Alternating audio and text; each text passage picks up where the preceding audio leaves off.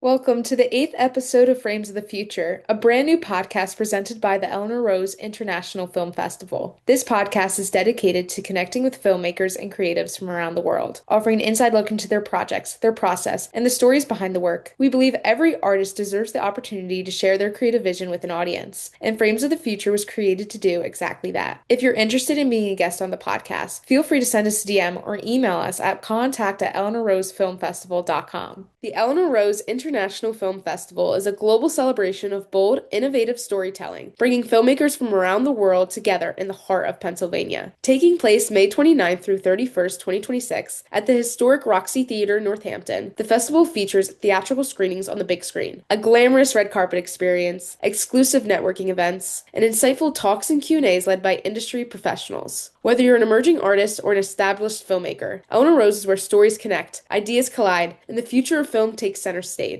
In today's episode, we're excited to welcome filmmaker Joey Tangradi. Joey Tangradi is a 22-year-old TV and film major at DeSales University. He has created over 20 short films of his own, appearing in festivals all around his home state of Pennsylvania, as well as New York and New Jersey. He loves using film as a medium for quiet, personal stories, as well as a playground for experimental works. His two most recent films, A Conversation at the End of a Party and A Conversation at the End of the World, explore complex, emotionally charged relationships within a single moment and location. Listen to Joey as he shares the creative vision behind both films, how the same crew helps him execute both stories, and the message he hopes audiences take away.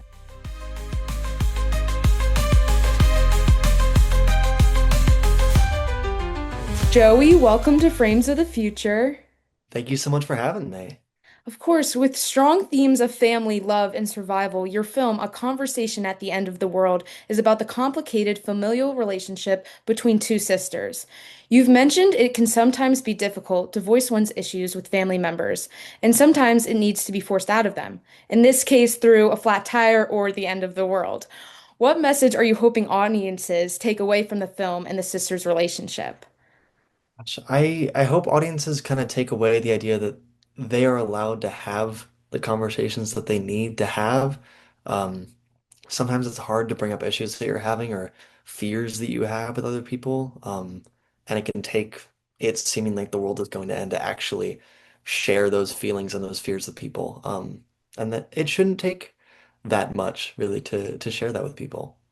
Yeah, of course. And I know, like, I have a sister myself, and sisters can be so, like, complicated in a sense of just, I don't know, like, we both can, like, butt heads and stuff. So it was cool to, like, see that representation on screen. Like, do you have a sister? Like, I does do. this story kind of relate? Yeah. It does. I have an older sister, so the younger sister is more me, I guess, out of anything. Yeah, yeah. But yeah, the I have an older sister who's about 3 years older than me. And she I think is a lot of the reason that I know how to write a dynamic of siblings.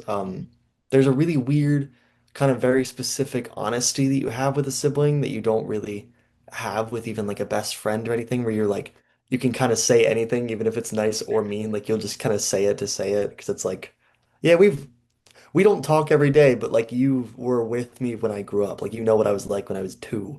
So there's kind of just that bond that no other kind of connection in your life is ever gonna have.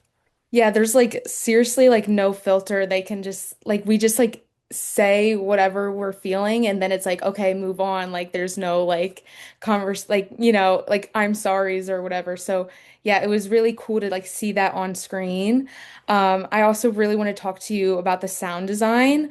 I I was so like after watching, felt like so immersed in your film. It was throughout the first half leading up to the climax. There is an ominously deep sound signaling to the audience that these characters are going to have a massive confrontation. The big sister fight butt heads. After the climax, the sound is lighter and more hopeful. When working with the sound mixer, Sarah Campbell, what was that collaboration like in shaping the emotional arc of the film through sound, especially in that transition from tension to release? Yeah, it was really, really exciting. Mhm. I got to talk to Sarah a lot about how the film needed to sound, like what they were trying to get on set. It was we call her Soup because her last name's Campbell. So we I talked to Soup a lot um, about because this is her first time ever sound mixing for a film. I made her learn a new sound mixer for me. Um, and she did very great work. We talked a lot about making sure like no matter how close or far away we were from the actors, that we were making sure that they were always kind of focused on each other, that they didn't have to, because both actors have a background in theater and they have this mentality of like if we're further away from them, they feel like they have to get louder, get bigger to match like where we are in space. And it was always a matter of talking to Soup and talking to the actors of like, this is you guys, like talk to each other, don't worry about us. And then when it came to the final like edit mix, it was a lot of like hunting online and trying to find the right songs, the right drones. That really felt like we were really slowly building to something more to convince people that the world was actually kind of ending, maybe. Yeah, and talking about like the world ending, there's that, the radio being such a strong storytelling technique that you use to communicate that. And how did you come up with that idea of just kind of using that literary device to tell the story and make these characters have even more, like up the stakes and like have these characters even more like tense? Yeah. One of my favorite stories like ever is the idea of I think it was one of the old presidents. Like they used to have old like fireside chats over the radio, and like people from across the country would kind of tune in and listen to them. And over like decades, people have kind of used that over and over. It kind of is what podcasts are now in a way. And there was a story, I think from the 50s, where there was some radio channel that was reading a story similar um, to the voiceover that you hear in End of the World, where people genuinely thought the world was ending because of some book that was getting read out to the world. Um, and I love the idea of using a radio. I feel like the film itself, I wanted to not really be present day. Like one of the characters, like the two sisters share like a BlackBerry phone, um, and like they're dressed a little bit in the past. And I really like the idea of having the radio to kind of ground it in like a like a late 2000s kind of vibe. And then the actual voiceover for it was just me in my car screaming um, into my phone and hoping that it sounded okay. No, it definitely did. It definitely like upped the stakes and like made this scary element, the horror element like 10 times better. I was like, "Oh my gosh, are they actually going to die? Like what's going on?" Yeah, I felt like that very like much shone through, and I really want to talk to you about the climax, kind of going back. I really appreciated the way you directed that scene, switching focus from one sister to the next to show their individual reactions and feelings in the situation. It's a moment, where they both can finally share how they truly have been feeling. What inspired this creative choice? It's good. I know. I think as I've grown as a filmmaker, I've liked playing with the idea of like what people's reactions are to really big moments rather than the actual big moments themselves. Um, like a lot of my earlier films were like, what would happen if somebody died, or if like, or if you had to kill somebody? That was like sillier, like older stuff. But now it's as I was writing the script for the very first time years ago, the idea was really like, how would I feel if the world was ending? Like, what would I do if I found out that the world was ending and I had like 10 minutes left? From there, it kind of sprouted a couple different points of view of like what would I react with, and that slowly kind of formed into these two separate characters where one the older sister is just trying to do one thing right for herself before the world ends with fixing this awful tire on this old truck, and the younger sister who is kind of just like, since she can't reach out to her one lifeline, is sort of just given up. um, and that all kind of comes to a head in the climax of the film. It was talking a lot with the actors and being like, "You guys have reached your emotional climax already. You guys are together. You guys have figured out your issues. Now it's a matter of like being here for each other." For sure. Yeah. And I really appreciated that uh the like character reactions and the visuals component because I feel like a lot of films can, kind of explain it to you through dialogue or it's this massive crazy action moment, but you really like subtly did it through their reactions and how they, you know, interacted with each other, which I truly appreciated. And how did you approach executing that vision on set with India and Laura? It is truly a testament to both of them. India Prophet, Laura Anna Dunn are two of the finest people I've gotten to work with ever, like point blank period. Um, just talking to them, like working through the script and like explaining kind of the vision of it all, it really was maybe the easiest part of my job was because they just knew instantly every time I would like we rehearsed the script a couple of different times before we actually went and shot. And even from the first rehearsal, it was like you guys just know. Like you like it's an out of this world thing to think of like, okay, now I have to act like the world is ending and I'm like accepting my death. Like obviously they've never had to do that. But they both are so in touch with their own humanities that they just understood and were so comfortable with each other. And it was really a matter of just like making sure that we stayed in that space where they were um willing to perform and willing to be there for each other. Because I think that was the biggest thing was that they needed to stay there for each other rather than focus on the world itself. Yeah, definitely. And just like be together in that moment and like, put it all out there. I think that's so cool to see and that they can could just like instantly understand. And yeah, that's so interesting. And you also submitted another film, A Conversation at the End of the Party, which Yes, I has a did. similar sound design and emotional tension. I was like, oh my gosh, like he did it again. I mean, I know some it seemed like you produced this one before the end of the world. I Okay. did, yeah. Okay. So with that being said, if someone watched both of your films back to back, let's say A Conversation at the End of the Party is first, and then it goes straight into At the End of the World, what would you want them to understand about you as a storyteller? Um, gosh, I these two films are really similar in a lot of ways and very different in some other ways. I want because obviously based on their titles, they're supposed to be like similar kind of sister films to each other in a lot of ways. Um, I got to screen both of these films a couple of days ago, actually, for the first time. And I think really what I was looking for and ended up receiving from a lot of people was just the way that they're written and that they have a very stripped back kind of form. A lot of films go for very plot based, a lot of scenes, a lot of actors, a lot of big moments.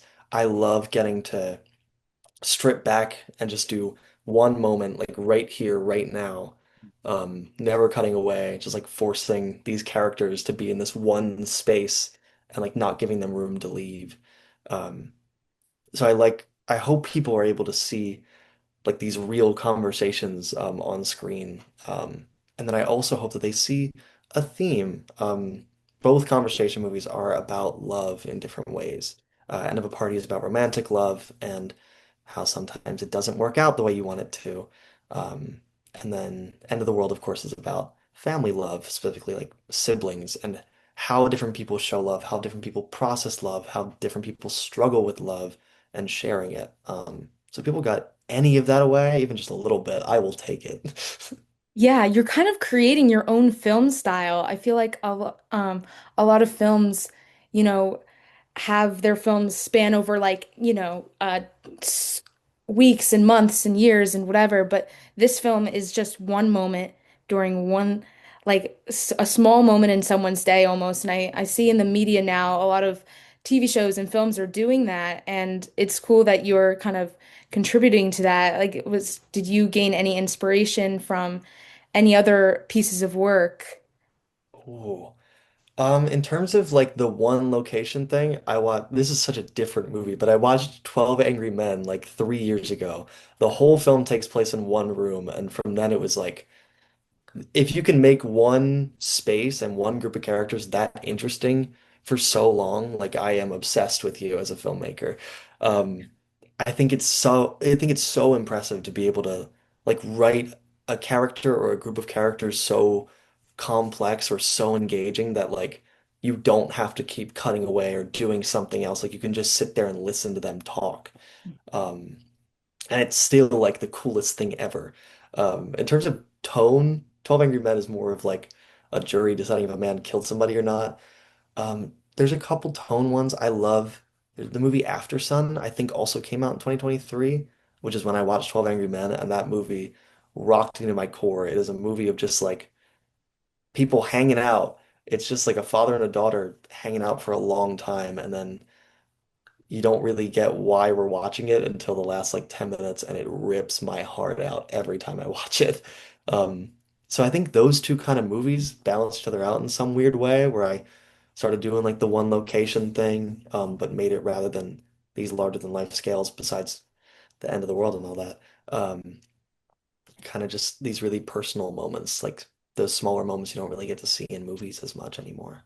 Right, yeah, exactly. And just, having that opportunity to really connect with the characters on the screen and connect with the environment as well. Because, yeah, a lot of films are just like hopping from place to place or character to character. So it's really cool to really learn more in depth about these characters. And when your films ended, I was like, no, like, I want to watch more. Like, what happens to these characters, you know? So I'm hoping maybe in the future some sequels, but. You talked about, having your film shot in one location, which makes blocking become even more noticeable. How did you use movement and positioning to reinforce the character relationships? Oh, it really, we started, before we ever did any blocking or anything, it always started with the space itself.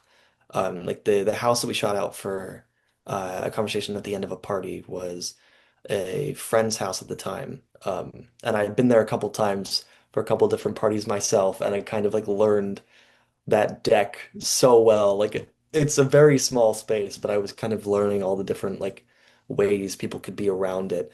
And it became a thing of getting the actors into the space and kind of learning what made sense at the point, like at certain points in the script for them to move. I really didn't want to be like, okay, you say this line, and now you're gonna move. I'd rather it be like, what feels right for you at this point in the script. Um, of course, there were certain points that I wanted to hit for blocking. Like, I really need you guys here because it'll look so cool. But I tried as much as I could to let the actors kind of run their thing. I had specific points where, like, I need you here, here, here. But, like, when you move and how you actually get there, I want to be up to you. Um, Blocking itself, like, in terms of the character relationships, I wanted people to stay pretty far away from each other for some of it. Like End of the World is very separate. There's only a handful of shots until we get to the midpoint where they're actually in the same frame together. It's a lot of like solo spaces, like they keep just like narrowly missing each other, so they're never together because they just keep butting heads. And End of a Party is a little stranger because they have this history of being in a relationship, so we wanted to kind of have them together in the frame, but in a way that felt really cold and distant. So we're like seeing them from behind, sitting on a step, and then almost instantly they get up, like, this is awkward. Let's start talking and shifting around and moving. So it was a lot of playing with the action and being like, what feels right for you here? Yeah, yeah, I could tell because at the end of a party, it felt like almost like a power shift, like power dynamic when, the one character was on the porch and then the other one was in the grass and then at the end, the girl character, she was then on the deck and he was on like by the stairs. So I was like, oh my gosh, like there's this like shift going on and it was very interesting to me. And yeah, with at the end of the world with your characters like just missing each other and then they finally connect. Like it definitely like even it's so interesting that even movement can symbolize a character's relationship in that way in like a film. And how film like how much detail and thought goes into a film is just so interesting. Um and yeah, so I really appreciate like the little like the thoughts and the details that go into it. You have similar crews across both films. Does that familiarity make things easier or does it challenge you in unexpected ways? I think a little bit of both. I'm lucky enough to have like the most talented friends in the world that are willing to just go and do my stupid movies every once in a while where I'm like, it's freezing cold outside. Let's go make a movie outside at night, please. And for some reason, they're all nice enough to say yes and talented enough to make a great movie with me. Um, I try to keep as similar positions as I can for most people. Like I knew that I wanted the conversation movie specifically to have a very similar visual style. So I kept my camera operator and DP or co-DP, Dylan S. Baker, with me on both films just because I think we worked together very nicely and I wanted them to have the same language. Um, and people like Sam Kennedy, Perrin Kirby, so many other people definitely worked on both of them. But I'm very lucky to have like this group of people who I see every day and kind of always working with me either on their projects or mine, getting to pull them into my projects and begging them to do whatever dumb crap I have planned for them is so kind. I think it becomes a challenge because it's like they've already done this once before, like on End of a Party, for example. We did it once, and then I bring a bunch of them back for End of the World, and it's like, what's making this different? What's making it exciting for them to come back and keep working with me? So it's always a matter of trying to find something exciting for them to do or to try or to mess around with while we're on set. Yeah, exactly. You have such a talented crew. And was there a moment where you saw one of your crew members professionally grow in a way that you did not expect from your film, a conversation at the end of Party, and then to a conversation at the end of the world? Ooh, okay. I think I'll shout out Dylan Baker again. Dylan S. Baker, who was just I had him as my cam up on End of a Party because I that film was put together very last minute and I needed him so badly to be my cam up because I knew that he had the talent for it and I was scared to do it myself. And then for End of the World, I wanted to kind of win even more of like my own vision off of it and give a little bit more to my friends so that we could actually kind of spread out the workload a little bit. And I asked him to be my co-DP on that film, and cam up still. And he took that so well, and kind of took the position and ran with it and made the visual style of End of the World just so beautiful. It actually, I think it's my first film that I ever co-DP'd with anybody, of my own at least. And it was such a relief in a lot of ways to watch him just kind of take it and run with it. We got to collaborate a lot. Like there's shots that I can see in the film where I'm like, that's mine or that's his, but they work so well together and getting to watch him grow from End of a Party to End of the World. As a cameraman and as a DP, we were on set and I was like, gosh, this is like it's an honor just to get to watch him do his thing. Right. Yeah, it must have felt like so rewarding to see like your idea that you thought of, and then you finally get to execute it and you get to see, you know, your whole crew, grow through this experience. Uh, Absolutely. yeah, absolutely. And, I would be remiss if I didn't mention your film last year, late September. Um, so from last year's late September to now submitting two big films to Eleanor Rose International Film Festival as a college senior, you have come such a long way. Can you talk a little bit about how you grew as a filmmaker this past year that allowed you to capitalize on the opportunity to submit not one, but two films? I think it's a couple different things. I think the biggest thing for me between last year and this year, the biggest way that I've grown is probably just being willing to open up with my friends and like actually ask them to be involved in my work. Um, I used to be really scared of like that my projects weren't good enough for people to waste their time on, which I think was a lot of late September because I shot that entire thing by myself over a weekend just in the woods. And I think it's very strong. I like late September, but I do think that there's some ways that it could have been improved if I had, drawn some people in to get some help. Um, and getting to fast forward to this year with End of a Party and End of the World, which are both larger in scale, larger in runtime, larger in characters, like I needed to be able to lean on a group of people that I could trust. Um, and I'm really glad that I've kind of forced myself to finally open up and basically beg my friends to be involved on these films because they would not be anywhere near as good if I didn't um, get to have them with me. Yeah, and we're so glad that you did because it's two incredible films. I can't wait to see where these films take you. Now, with that being said, we're going to move on to our game segment. Whoa. All right, Joey, Yes. this is Would You Rather Film Edition. I'm going to ask you six questions and no explanation, just say whatever comes to mind. Uh, Okay. are you ready? I am. I am. Rapid fire. Okay. Would you rather break into the industry immediately after graduation or spend a few years saving money and honing your craft? Spend a few years raising money, helping honing my craft. Would you rather have a conversation at the end of the world or a conversation at the end of a party win an award at the Eleanor Rose International Film Festival? Ooh, conversation at the end of the world. Okay. Would you rather work with the same crew forever or take a risk with a brand new team every time? Same crew forever.